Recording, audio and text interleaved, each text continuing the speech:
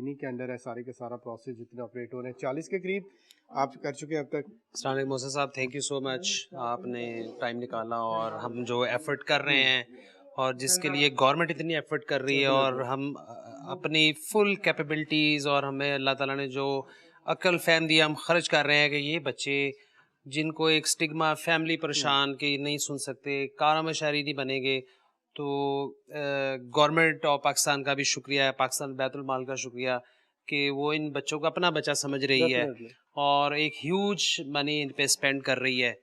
तो अल्हम्दुलिल्लाह अभी तक जो आपने पूछा, हम पाकिस्तान बैतुल माल के तावन से हम 37 इम्प्लांट सर्जरीज कर चुके हैं और इसके अलावा हम प्राइवेट सर्जरीज भी इधर करते हैं, लेकिन जो पाकिस्तान बैतुल माल ने फंड किया है वो 37 है और अभी हमारा प्रोसेस ये चल रहा है। ठीक है। तो अभी मजीद अभी बच्चे भी आपका एक नया मुआहदा भी हुआ है उसके जी जी मुताबिक जी और जी कितना हुआ आपको? उसमें ऐसे है कि अभी 1 साल के लिए पाकिस्तान बैतुल माल ने हमें फंड किया है 150 बच्चा 150। तो है। इंशाल्लाह हमने जून तक 150 का टारगेट लेना है। एक्चुअल मोहसिन साहब, सिर्फ सर्जरी मेरी नज़र में इस पूरे प्रोग्राम का 40% है। ठीक है। 60% वो सेगमेंट है कि जिस पे हम बहुत ज़्यादा तवज्जो दे रहे हैं। जैसे अभी एक वालदा बच्चे की बता रही थी कि हम हर बच्चा हमारे टिप्स पे है, हम खुद हमारे स्पीच थेरेपिस्ट इन पे काम कर रहे हैं, हम वीक में 2 दफ़ा इन बच्चों को कॉल करते हैं अगर ये कहीं से स्पीच पूरा थेरेपी फॉलो अप लेते हो? जी जी जी जो जहाँ पे भी ये स्पीच थेरेपी कर रहे हैं हम उनके साथ टाई अप हैं। अब कुछ चूंकि जब प्रोग्राम रन होता है तो फिर उसके फ्लॉज सामने आते हैं, कमियां सामने आती हैं, तो अब इम्प्रूवमेंट की तो हमेशा गुंजाइश जी जी रहती है ना। तो अब कुछ ऐसे है फैमिलीज हैं जैसे कि अभी जंग के हैं, तो उनका जो शहर है वो 50 माइल्स अवे है, तो ठीक वो है। यहाँ पे नहीं आ सकते। तो हम जो स्पेशल सेक्रेटरी एजुकेशन और उनकी टीम सजाद साहब, उनसे भी हमारी बात चल रही है और वो भी उन्होंने काफ़ी हमें होप दिलाई है। अब इन बच्चों के लिए हम ऐसे आप चाह रहे हैं सिस्टम कि इनके शहरों में जहाँ पे रहते हैं वहाँ पे वहीं इनको पे इनको फैसिलिटेट सहूलत दी करें आप, जाए, बिल्कुल, बजाय इसके कितना ट्रैवल करके लोग यहाँ पर आते हैं। क्योंकि प्रैक्टिकल ये मुमकिन नहीं है। मुमकिन नहीं है और क्यों बहुत मुश्किल है। मुश्किल है कि हाँ। हफ्ते में 3 दफ़ा इस सेंटर को विजिट करें। ये नॉर्मल एक ऑपरेशन नहीं है, जिस तरह और भी बहुत सारे ऑपरेशन होते हैं, आपकी हड्डियों का हो सकता है, दिमाग का हो सकता है, लंग्स का हो सकता है, लेकिन ये एक लाइफ चेंजिंग प्रोसेस है। इससे आपकी पूरी की पूरी ज़िंदगी जो तब्दील हो जाती है। यानी अगर आप सुन नहीं सकते तो आप ज़िंदगी को महसूस नहीं कर सकते, आप ज़िंदगी को जी नहीं सकते, आप अपनी सवातों को, अगर आप वो इस काबिल नहीं है कि आपको बता सकें कि कौन आपसे क्या कह रहा है, आप क्या सुन रहे हैं, नेचर क्या है, तो ये एक पूरा लाइफ चेंजिंग प्रोसेस है। ऐसे ही है जी? ऐसे ही है जी। देखिए ऐसे है कि अगर देखा जाए हम सब आपस में आवाज़ों के साथ जुड़े हुए हैं डेफिनेटली। और अगर एक बंदा, ये जो डेफ डम बच्चे होते हैं, ये इनको कोई आवाज़ नहीं, वो ये दुनिया से कट ऑफ होते हैं। वो एक ऐसी अपनी शख्सियत लेके फिर रहा है जो सिर्फ देख रहा है, वो महसूस कर रहा है, लेकिन उसे कोई आवाज़ नहीं आ रही। तो ये बंदा अपने आप पे सोचे तो बंदा एक दफ़ा तो ये लगता है कि ये बहुत बड़ी डिसेबिलिटी है। ऐसे ही और ये तो है। और ये है, इसमें कोई शक नहीं है, क्योंकि अगर बंदे को कुछ कुछ दुख तकलीफ है और वो कहते हैं कि आप बताओ आपका दुख कम हो जाएगा, आपको बोलें, आप बताएं अपने दिल में ना, बहुत सारी नफ्सियाती मसाइल ऐसे हैं, तो बोलने से बहुत सारी चीज़ें हैं। साइकेट्रिस्ट उन्हें बुलाते हैं और बताया कि तेरा मसला क्या है।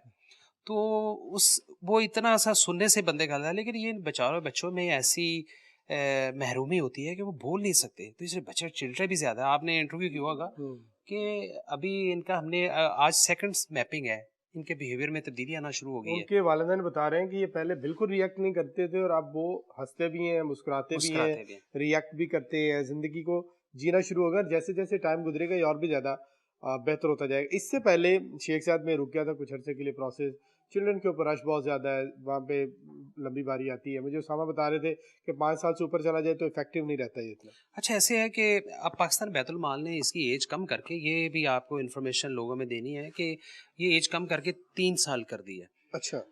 एक्चुअली इसके पीछे फ़िलॉसफ़ी ये है कि आम बच्चा 2-2.5 साल में स्पीच बनाना शुरू करता है, 4 साल में शुरू कर देता है। मुकम्मल बोलना शुरू कर देता है और हम स्कूल में दाखिल करवा देते हैं। जब बच्चे की एज 5 साल से ज़्यादा हो जाए तो फिर उसके रिजल्ट्स अच्छे नहीं आते, तो उस पे बहुत ज़्यादा मेहनत करनी पड़ती है। अगर 4 साल का बच्चा प्रेप नर्सरी में जाएगा, तो अगर वो लेट करेंगे तो फिर 8-10 साल में जाएगा, तो उस बच्चे का मैच नहीं हो पाएगा अपने ऐसे। क्लासमेट्स के साथ।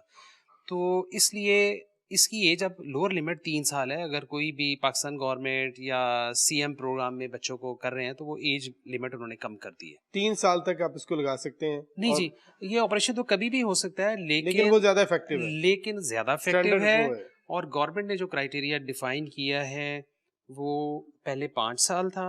अगर बच्चे की एज 5 साल से ज़्यादा है तो गवर्नमेंट फिर फंड नहीं करती। ठीक है, अब उन्होंने एज को कम करके 3 साल कर दिया। ठीक है। अगर 3 साल से बच्चा ज़्यादा तो फिर गवर्नमेंट फंड नहीं करती, आप बाई ऑन करवा सकते वो हैं, तो जब जो मर्जी कि करवा एक बहुत मुश्किल प्रोसेस है। सकते। ये टोटल मुश्किल वैसे कितने का एक होता है? 25-30 लाख या इससे भी ज्यादा लग देखिए, जाता है? अराउंड अगर आप प्राइवेट तौर पे ये सर्जरी करवाते हैं तो ये तकरीबन 30 लाख रुपए का खर्चा ठीक है। है। 30 लाख। अच्छा, ये जो बच्चे पैदाइशी तौर पर समाज से महरूम होते हैं, उनमें कौन सी चीज मिसिंग होती है जिसकी वजह से ये बिल्कुल क्वाइटली वो सुन ही नहीं सकते, बिल्कुल उनकी जिंदगी जो ऐसे होती अच्छा, ऐसे है कि आपने बड़ा ये टेक्निकल सवाल पूछा कि इनमें क्या कमी होती है।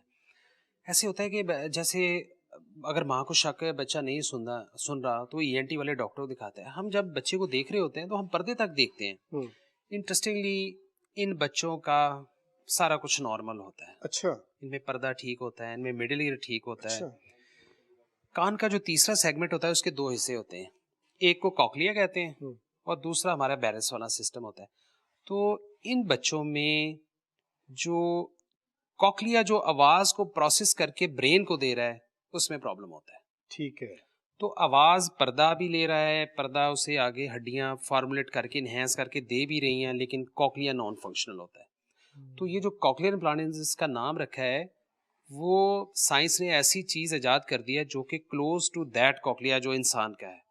तो आप उसको जब यहाँ पे इम्प्लांट कर देते हैं तो वो वैसे आवाज लेता है, कैच करता है, फार्मुलेट करता है और उसका कनेक्शन इंटरनल ईयर से ब्रेन के साथ होता है। ये डायरेक्ट ब्रेन के साथ कम्युनिकेट करता है। जी, ब्रेन के कानों साथ वाला है। सिस्टम आप उसको बाईपास कर जाते हैं। कान वाला सिस्टम बाईपास करते हैं, लेकिन ये जो कॉक्लिया ही प्रोसेस करता है नर्व को। ठीक है। तो जो आवाज बच्चा सुन रहा है वो कॉक्लिया जो हम इम्प्लांट करते हैं वो प्रोसेस करता है, प्रोसेस करके वो नर्व को दे रहा होता है।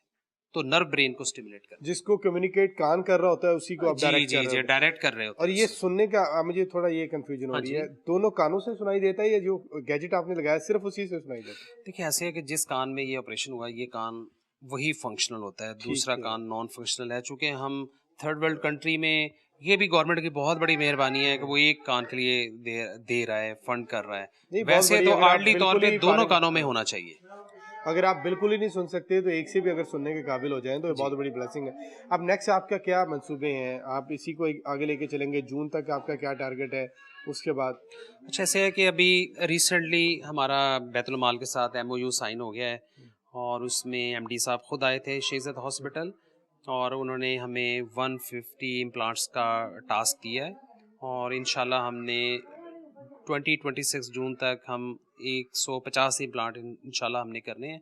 और उसी में जैसे मैंने बताया 37 हम इम्प्लांट कर चुके हैं और इस दिसंबर के लास्ट वीक में हम इंशाल्लाह हमारे 10-12 इम्प्लांट वो भी हमारे तैयार हैं, उनके इनिशियली वर्कअप सारा कुछ है, तो इंशाल्लाह ये दिसंबर में हम करेंगे। आपका कोई क्राइटेरिया है जिसके ऊपर आप बच्चों को लेते हैं, जो भी आए उसको एक्सेप्ट कर लेते हैं? देखिए, ये सहूलत चूँकि गवर्नमेंट ने दी हुई है, ये फंड इस पाकिस्तान के बच्चों के लिए है। हमारे पास जो भी आएगा हम इनिशियल वर्कअप के में डिसाइड कर लेते हैं कि इस बच्चे का इम्प्लांट होना चाहिए और फिर हम इनिशियली वर्कअप करके अगर बच्चा उस क्राइटेरिया को पूरा कर रहा हो तो फिर हम पाकिस्तान बैतुल माल भी थे, उनका अपना एक क्राइटेरिया एवेलुएट करने का।